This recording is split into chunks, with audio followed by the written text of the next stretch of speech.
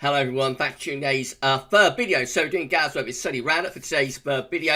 As well as I've certainly got your eclectic mix of this and that. We're looking at things like sea surface temperature anomalies, the QBO, the SOI, and the weather for the next week, 10 days and beyond as well. We are going to be without quite a bit for this one, so it's going to be a rather shortened Sunday round-up, I think, partly because we've done Solar Sunday, so I'm not going to show the solar data in this one. You know, it's already been revealed in Solar Sunday, and have a look at Solar Sunday if you want to see the solar, all the solar data and all the solar trackers and whatnot. So we'll be without that. Something's gone wrong with sea surface temperature anomalies, so they haven't updated NOAA since the 29th of March.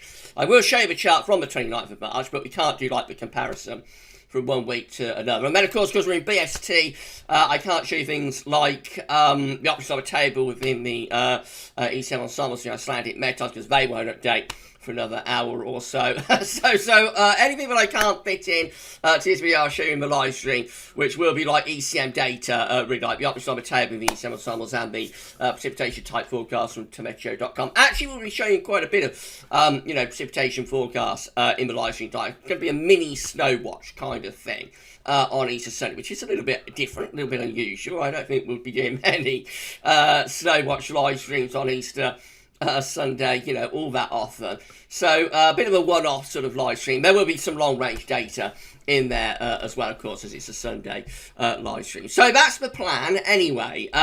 Bit of a mini Sunday roundup for today. So just say that first video released today was the quick short 4-minute forecast. So have a look at that. And it's just a very nice quick forecast for the next day or so. And also the Solar Sunday, of course, was released as well, as I've already said. So check out those two videos. We're going to be live streaming after 6 o'clock. Happy Easter, everybody. I hope you're having a lovely Easter Sunday. Thank you so much for sharing this time with me on your Easter day. Right, so let's start with QBO. The QBO number is in, actually, for March. Let's have a look at this then. This is the QBO index from NOAA, going all the way back to 1948, although it is quite unreliable, I think, in the late 40s and early 50s. But anyway, we'll come down to 2020 and 2021. So there we are, 2020 there, 2021 just there. So we begin 2021 with a westerly QBO, this positive number here, very positive actually, plus 10.19 in January. February goes down to plus 8.92 for the quasi-biennial oscillation. Looks like it's weakening. Look what's happened in March, though. It's actually strengthened slightly. This QBO number has strengthened slightly in March. Very surprising, very unexpected. I wasn't expecting that. I thought March would, show a further decline of the westerly QBO. I thought we would still be in a westerly QBO. I would probably come out around plus 5, plus 6, something like that. But a decline from February to March is what I was expecting. But no, actually the westerly QBO strengthened within the troposphere in March and went from 8.92 to 9.75. Very surprising and unexpected. So this westerly QBO has certainly not done with us just yet. That's where we want to go. So this is from NASA, of course. So this is showing the levels of the atmosphere and where we are with the western easterly phases of the QBO. So you have to think that this is like the very top of the atmosphere just here in the stratosphere at 10 HPA. This area just here, 30 to 50 HPA, is where we call the troposphere. That's the boundary level of the atmosphere that we call the troposphere. And that is the boundary level where weather is taking place from 30 to 50 HPA. So the blue-green colours are the easterly, QBO. The sandy colour is the westerly QBO. So our last proper phase of the easterly QBO was quite a while ago now, 2017, 2018. You can just see the end of it, you can just still make out the end of it here, going into 2018 with the ECQBO in the troposphere. 2018 to 2019 goes into the westerly phase of the quasi-biennial oscillation. So this is a prolonged westerly QBO phase from 2018 into 2019. Now, what happened from 2019 to 2020 is that we should have gone into the next phase of the easterly QBO. So you see the easterly QBO up here in the stratosphere. That should have descended downwards into the troposphere. It did not, however. It remained stuck in the stratosphere. And the westerly QBO, see how these raggedy colours just here just carry on and then strengthen. Westerly QBO strengthens into the second half of 2020. And that's where we are right now. So where we are right now is still with a westerly phase of the QBO within the troposphere, but the easterly QBO is still stuck up there in the stratosphere. And it has been looking, over the past few weeks, it has been looking like the easterly QBO is strengthening in the stratosphere and possibly beginning to try and push down in towards the troposphere. What do you think, everyone? It looks like the westerly QBO is sort of fading slightly, and the easterly QBO is pushing down slightly, doesn't it? I think it does, anyway. And that's why I thought March would show a decline in the QBO, the westerly QBO number. Obviously, still with the westerly QBO because it's still there in the troposphere. But I thought this sort of push down, or slight push down anyway, and strengthening of the easterly QBO in the stratosphere and slightly push down. I thought that would mean that the QBO, westerly QBO number would sort of weaken during March, but when it actually it didn't, and actually it strengthened slightly. So it still remains very, very mysterious quite what's going on with the QBO. I still think, well, I was saying this last year and it didn't happen, did it? But I still think the EC QBO will descend. It will descend through this year, probably through the summer, I would have thought, but we shall wait and see. We'll have to wait and see. Maybe the westerly QBO will just go on forever and will never end. We'll have to wait and see. But I would expect the easterly QBO to start descending through the zone. So it looks like it's strengthening in the stratosphere and trying to push down towards the trop, doesn't it? So we'll have to wait and see what's happening there. Keep you up to date about it, of course. Right, this is how sea surface temperatures are looking on the 29th of March. Now, they have not updated NOAA since this. So I think I showed this chart in the ENSO update earlier on in the week. This is the last chart I can show you because there's been no update since. Excuse me once again. Oh dear.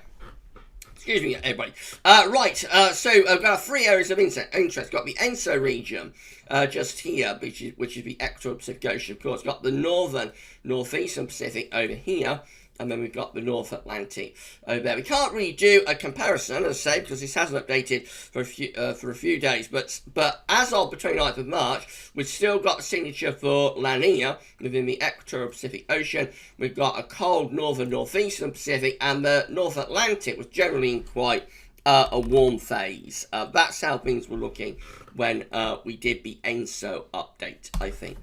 Southern Oscillation Index looks like this. So, of course, the index is just reflecting that's how it states. It's measuring air pressure between Darwin and Tahiti. It doesn't drive anything in its own terms.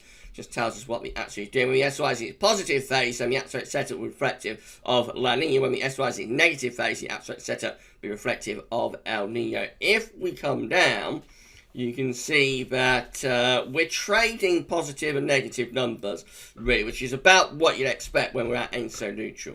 So, for example, on the 25th of March, we're at plus 8.28. On the 26th of March, we're at plus 9.57. On the 27th of March, we're at plus 9.62. 28th of March, we're at plus 3.54. Those numbers are all reflective of La Nina.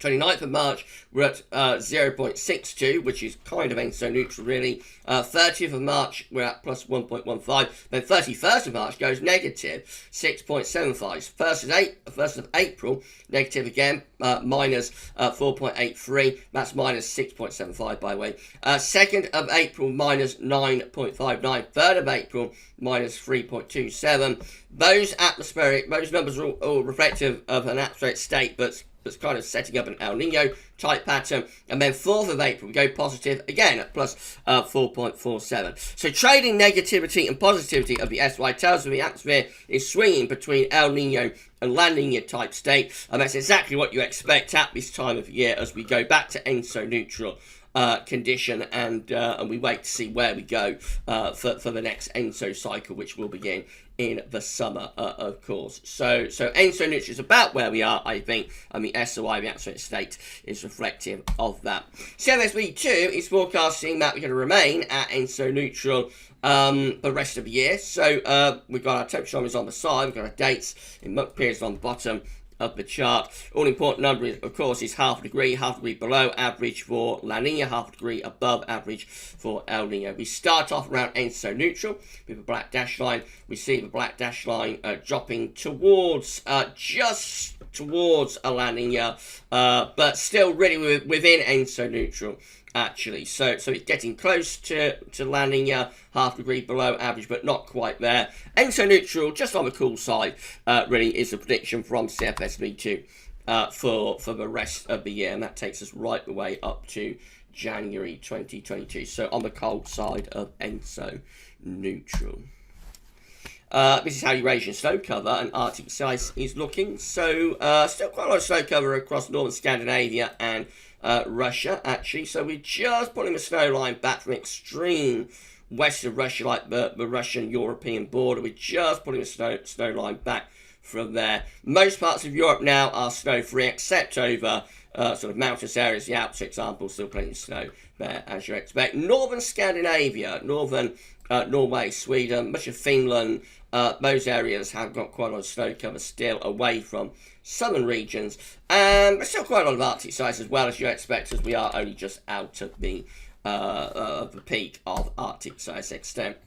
This is from National Snow and Ice Data Centre, so this is showing Arctic sea ice extent. So you can see from the blue line, which is this year, you can see that we are below our long-term averages, which are these grey lines up here. So once again, Arctic sea ice extent at the maximum of Arctic sea ice extent, or just out of maximum of Arctic sea ice extent, is below average. We're also below 2012, which is the red dash line just there. So of course that became the biggest melt season on record, but at the moment we're actually under 2012. That does not mean that we will have a bigger melt season than 2012. If we put in like 2020, let's see how we compare with last year. So we're on a par with last year, and you see what happened last year. But in the end, although last year, actually, as extent at this point was below 2012, in the end, we pulled up short of 2012 last year, and 2012 maintained, maintained the record sea ice extent minimum. But it was quite a close run thing. It wasn't all that far off 2012 last year, actually. Putting 2019, and again, we're very, very close to 2019 as well. Putting 2018, we're quite close to 2018 as well. So we're on a par with many recent years in terms of the maximum Arctic sea ice extent, but well below our long-term averages. Arctic oscillation observed and forecast looks like this. So again, as with the QBO and the SOI, the Arctic oscillation, again, is just an index that's reflecting the atmospheric state. It does not drive anything in its own terms, just tells us what the atmosphere is doing. When the AO is negative, we've got blocking, high pressure over pole.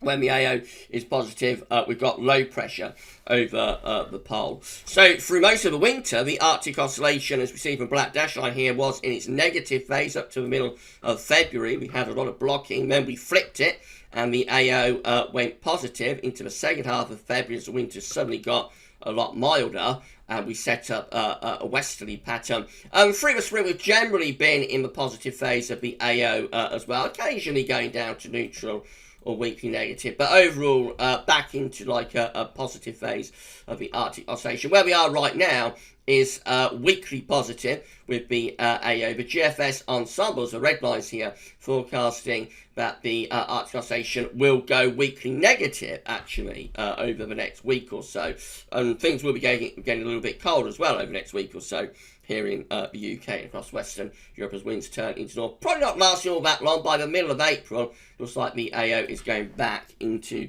a positive phase once again. It definitely looks like we've entered like a long-term positive phase of the AO at the moment. Now the NAO looks like this. So again, this is measuring air pressures in the North Atlantic between Iceland and the Azores. So when the AO is, when the NAO I should say, is negative, then we've got high pressure around Iceland, low pressure around the Azores. That's the route to getting cold weather into northern and western Europe. The default setup in the winter anyway is a positive LAO, which is low pressure around Iceland, high pressure through the Azores and strengthening westerly flow. So through the winter, the AO was the LAO, I should say, was weekly negative. Again, along with the AO, the LAO goes weekly positive, or goes into a positive phase from the second half of February on into the spring. Where we are right now with the NEO is just on the positive side of neutral, but the GFS ensembles are showing that the NEO is going to go negative actually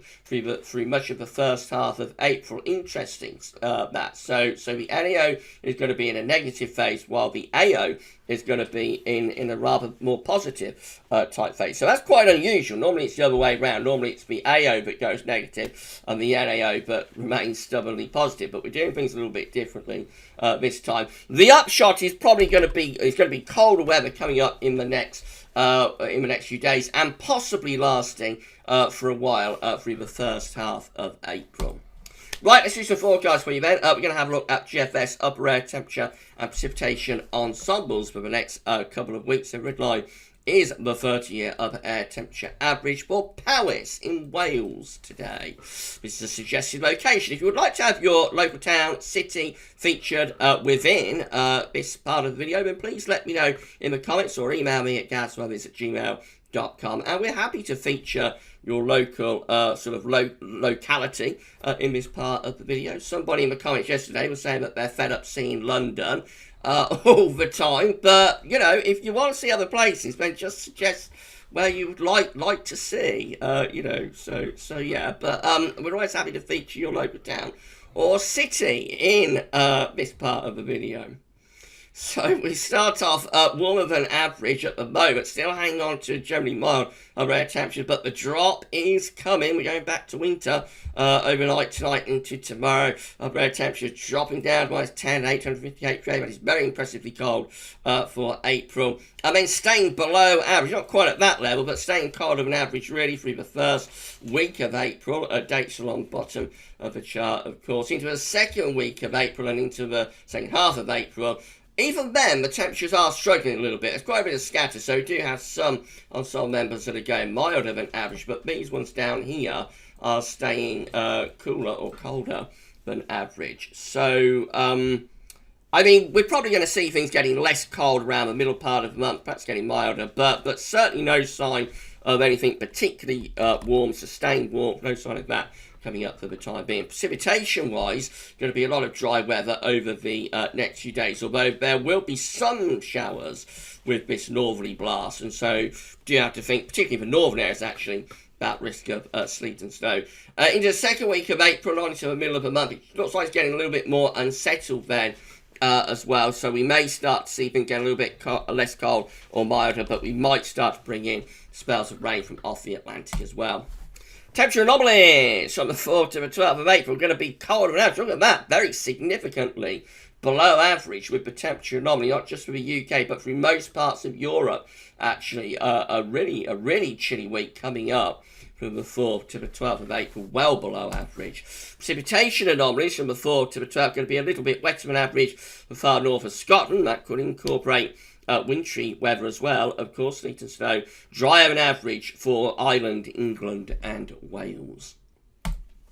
Latest wind flow map from earthnullschool.net shows that the northerlies are on the way. Look at this, we can see where the cold front is right now. So the cold front is going to be there, just approaching northern parts of Scotland. Let's do that again. The cold front is going to be there, just approaching northern Scotland. And behind it, that's where we've got those northerly winds. You can see the northerly actually goes off the chart all the way back to the very top of the Arctic Circle.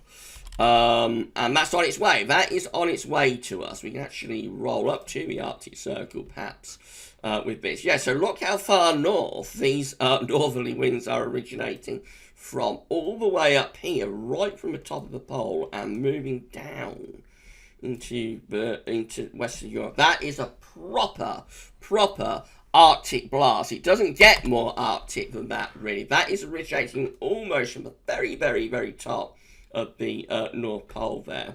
I love these charts from northschool.net. Right, so the northerly is on its way. Things are going to be getting much, much, much colder over the next 24 hours or so. And by this time tomorrow, you really will feel that bitter northerly wind. And we're going to focus on the chance of snow with this northerly in our live stream tonight. We're going to do a live snow watch tonight from 6 o'clock. How exciting. This is how the UK Met is looking for Wednesday. Northerly winds still going on Wednesday, still in this northerly blast with high pressure to the west, low pressure to the east, and winds remaining from a cold northerly direction. By Thursday, we begin to turn things less cold as the wind switches round to the west. We get some higher pressure to our south, low pressure to the north of Scotland. That will turn the wind into the west, which will be a milder wind direction. Friday and into Saturday, though, we pull the northerly back in. Not as cold as the one that got coming up over the next few hours, but nevertheless, winds will go back into the north. If the UK Met is right, anyway, the end of week and into next weekend. This is how the GFS midnight run is looking. Again, northerly winds still going on Wednesday.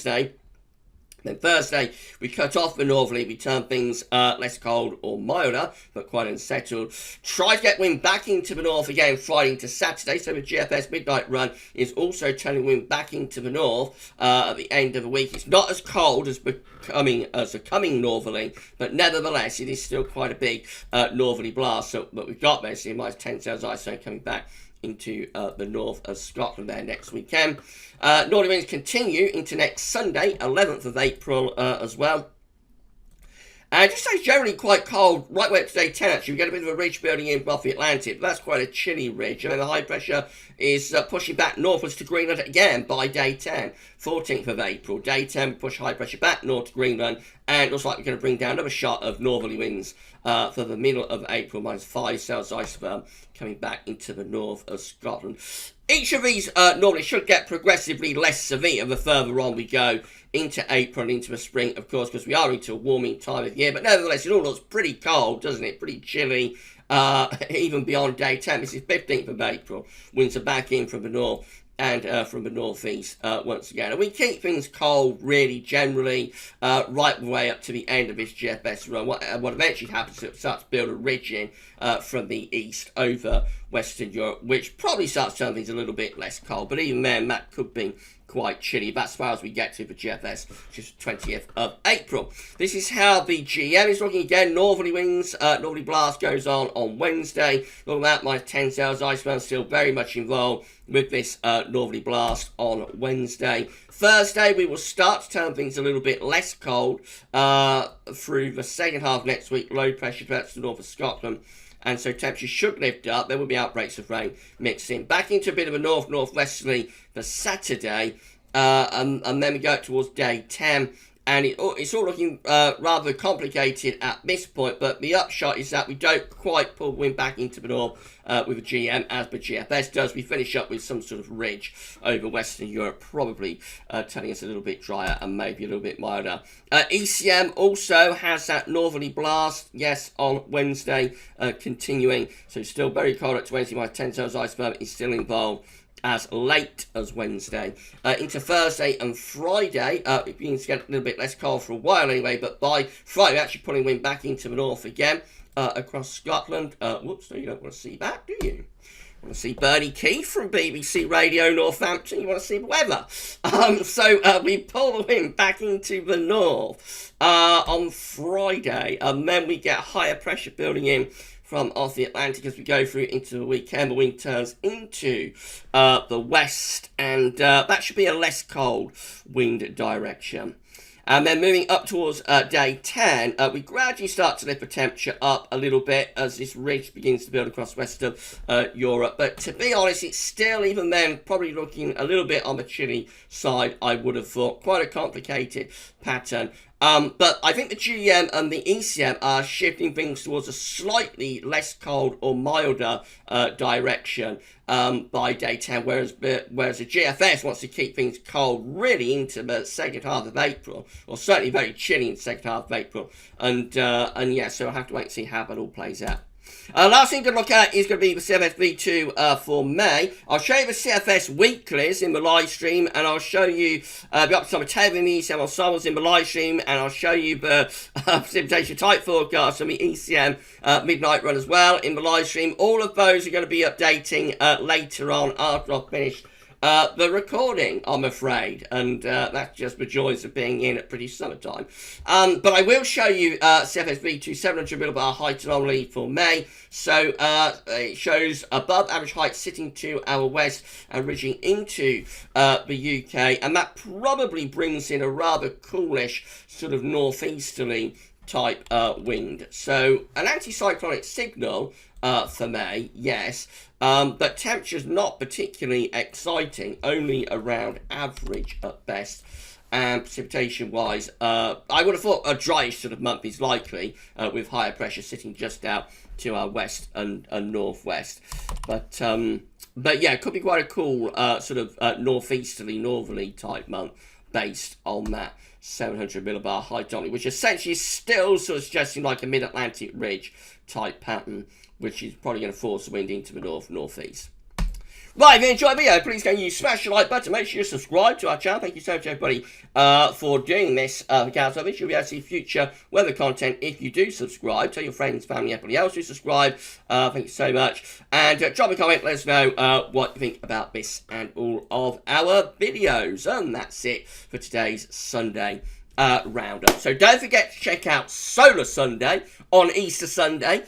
It's a one-off, you know, we only do one, maybe two Solar Sundays a year, so it's a special day when we do Solar Sunday. So have a look at that. It's one of the most sort of out there Solar Sundays that we've ever done, talking about planetary alignments of Jupiter and Saturn, and, you know, really, really pushing the boundaries with Solar Sunday. You have to let me know what you think about it in the live stream later. And also the short forecast, at least at 7 AM, of course. We are live streaming from 6 o'clock. It's going to be a bit of a snow watch live, so we'll catch up with everything that I wasn't able to show you in the Sunday Roundup, and we'll do a snow watch live stream and look at a little bit of long range as well for the summer from the CFS, I would have thought. And tomorrow, of course, we'll have a 7 AM forecast, as ever. And we've got a historic video coming up tomorrow as well, which will be for the winter of 2013-14. One of the most requested historic videos ever, and so you'll be able to see that from around 10 AM tomorrow morning. And I'll be having the day off tomorrow, and I'm about ready for it.